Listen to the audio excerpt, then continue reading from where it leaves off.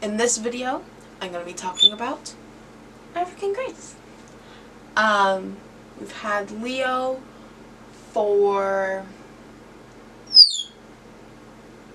well, it was July, August of 2018. So, 1 year and a half? Let's call it a year and a half. So, he's fun.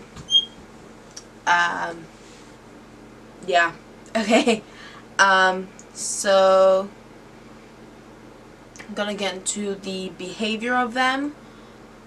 If they are a bird that you're looking at, then know some more about them before you buy one. Oh, by the way, I'm Elizabeth. This is for my Goldwood project.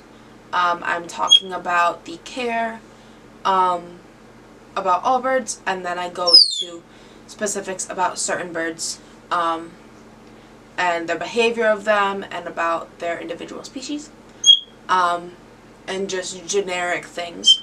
If you're on my website, all the information that I'm going to be talking about is below this video. If you want to watch the video, cool. If you just want to read it, it's down there.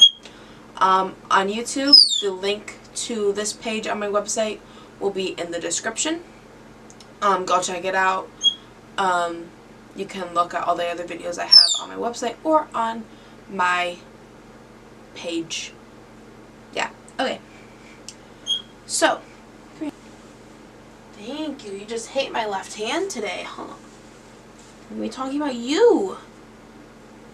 This is a Leo. If he's in focus, I have no idea. Here he is. He has a broken wing. That's him. Okay. Leo's about 17 years old, for perspective. Alright. So, I first want to talk about Congo African greys versus Timneh African greys. They're both African greys. They are both from Africa. Wow. They look similar, but they have a few key differences. The Timneh is shorter. So the Congo weighs about 0.92 pounds to 1.16 pounds, while the Timneh normally weighs 9.7 ounces to 13.2 ounces.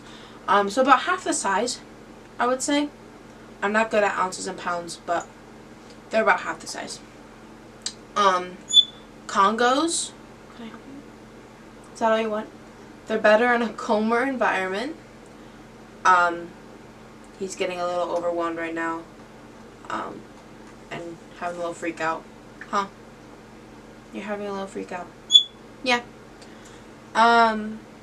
With less chaos, but the Timneh has a heartier attitude, and can handle that better, I guess you could call it, with more people coming and going. So, if that's what your household is like, you have parties all the time, you got people coming in and out of your house, guests a lot, a Timneh might be better for your environment. So Congos, as you can see, have lighter gray feathers and like a crimson red tail, with a white face mask and a black beak. Yes, I know, you're on the spot. Timnehs are a darker gray, and on their beak there is, can I hold it? There's a horn part right about here. The color, so like a more tan color on their beak. Timnehs have more of a maroon tail than a crimson red, so they're just darker. Yes. So the behavior of them generally, put you down here. They live about 30 years. They're, do you want to go up here? Will you do go up there? Don't poop on me. They're highly social, and isolation can lead to stress and aging. Yeah. So, I mean, birds are very social animals, so you want to make sure that you're interacting with them a lot, that they're in a high traffic area in your house. Like they're in our living room, where it's like our living room and then our kitchen are right next to each other, so we're always in that general area, just so they get the social interactions. They're very vocal. As you can see, he won't shut up. Huh. Do you want to say something while I'm talking about you? Do you have anything to say for yourself? No?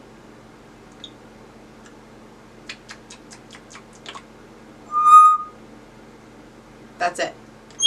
Alright. They have been known to understand words and the meaning of the words that they're saying. However, I would take all the information that you hear about African greys in context to other parrots lightly, because African greys are the ones that have been studied the most. Do you want to? No? Okay, sorry. So there's the most information on them, while Amazons and conures haven't been as studied. Yeah. So just keep that in mind whenever you hear information that African greys are the smartest bird. Well, they're the most studied. And Leo is pretty smart. I mean, he did escape out of his cage, which I'm going to try and put the video in. It's very, very bad quality, but you could probably get an idea.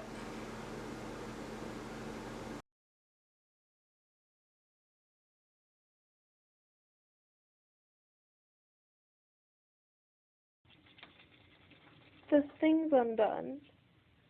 You escaped! Do you have a problem? Do you want to go back on the stand? What's yours? Do you want a boot? It's alright. Just go right there. It's okay. It's all good.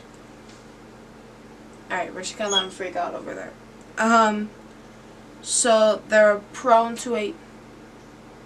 That's why. Thank you for doing it over there.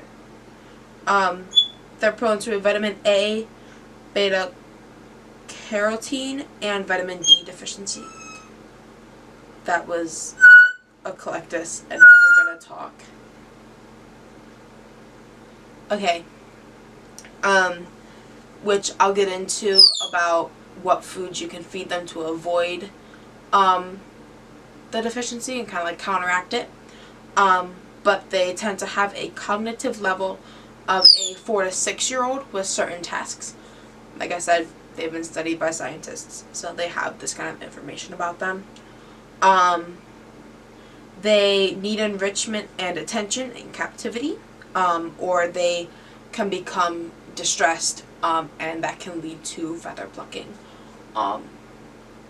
which is not good. And they tend to not like a lot of physical contact.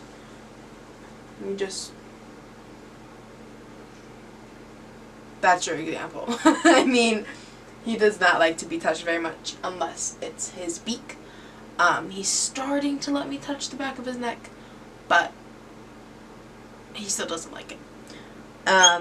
So African greys can be a one-person bird, even if everybody socializes with them.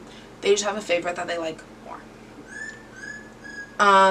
So their diet. So, like I said, you want food high in beta carotene, such as cooked sweet potato and fresh kale. Very nutritious food. And you want a balanced pelleted diet, such as nutriberries for the main food that they get, which helps prevent vitamin and mineral deficiencies because the vitamins are in the pellets.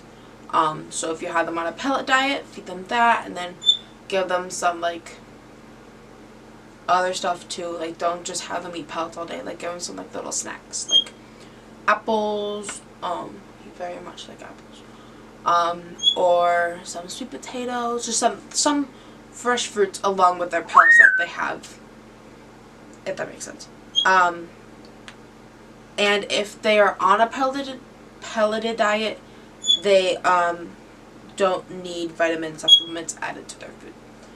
So you don't need to worry about that if they have and are eating pellets. Fruits that are good for them are pear, orange, pomegranate, apple, and banana. Vegetables include carrot, cooked sweet potato, celery, fresh kale, peas, and green beans. And they're a source of calcium. They need a source of calcium in their diet, which can be from kale, broccoli, or many other leafy greens. Yeah. I'm gonna put up a map of where they're from. Ta-da! The red is the Congo African grey, and the blue is the Timneh. So they generally inhabit savannas, coastal mangroves, woodland, and edges of forest clearings in their West and Central Africa range. So Congos are normally like sub-Saharan Africa, like the Congo area. That includes Kenya and Tanzania. I feel like I always say that wrong. Tanzania, I'm pretty sure that's how you say it. And the Timneh inhabit a smaller region along the western edge of the Ivory Coast, and through southern Guinea. So, yeah, that's all I really have on African greys.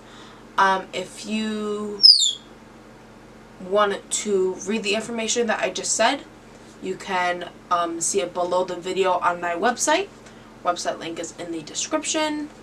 Yeah, check out my video on care, which covers first aid, food that is harmful towards birds, what you should do if they're poisoned, signs of illness, important things if you have any bird in your house, you should know those basic things, or at least have access to them. I also have videos on other parrots, such as Amazons and ringnecks and fudgies, so you can see those on my actual page, or you can go to my website and it's under types of birds. Thank you so much for watching. Bye!